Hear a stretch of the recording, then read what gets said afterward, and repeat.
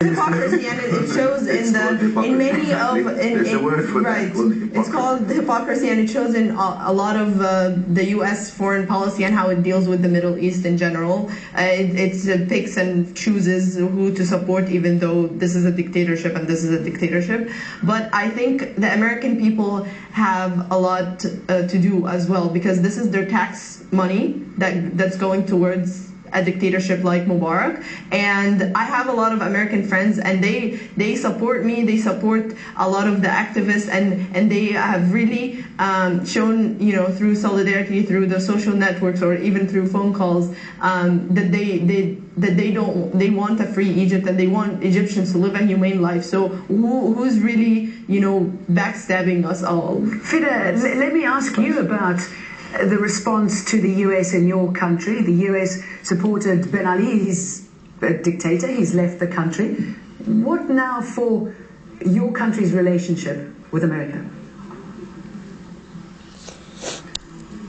That question has been delicate, because not only the US, even France supported Ben Ali in his oppression, but then said that we should have the basic rights of demonstrating and of meeting and of freedom of speech and everything. So they're playing the human rights card now, but we know that they supported dictatorships. So I don't really know, because the government now is not stable, and this Ministry of Interior won't last for long. So that would be clear in the coming months and years.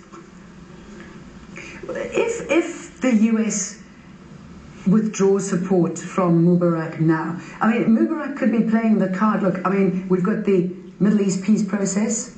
I'm an important player for this. Big joker in this.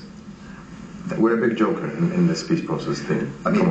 If you heard the Hillary Clinton announcement on the first day that we trust this government is stable and they are doing their best, something like that, to fulfill the legitimate demands of the people, I think we're lucky, because we had maybe some people saying we need the US support, we need not to upset the US or anything. And I think what the US and what the regime is doing is really playing into the hands of the movement. We don't need the US. We really don't care. And I think this is very clear to the people on the street.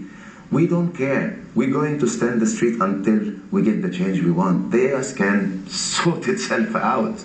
And I think this is what happened in Tunisia, because they were silent for the majority of the days. For most of the uprising in Tunisia, they were silent. And only in the past days, in the last days, they said, maybe you need some reform, while people were really much miles ahead. So they are irrelevant, I'm sorry. And the European Union and the international community, so to speak, is irrelevant. They supported, half of this, I have to say, half of this, not half of this, 1/10 of this, if it happened in a country that is not loyal to the US, would have been an uprising. And we've seen it in mainstream media. 3 people will shout on the street, on a rooftop in Iran, and it will be street demonstrations and uprising in Iran.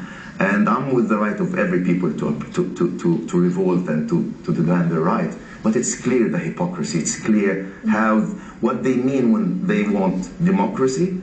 They mean we want to use democracy as a vehicle to topple regimes that are unsupportive of us. Other regimes, we're going to turn a blind eye. Okay, let's talk about other regimes. Do you think this knock-on effect will continue? We've seen it, of course, in Syria. We've seen it in Jordan. We've seen it in Yemen. This is what makes. What about Libya? This is what makes Egypt the most important issue today.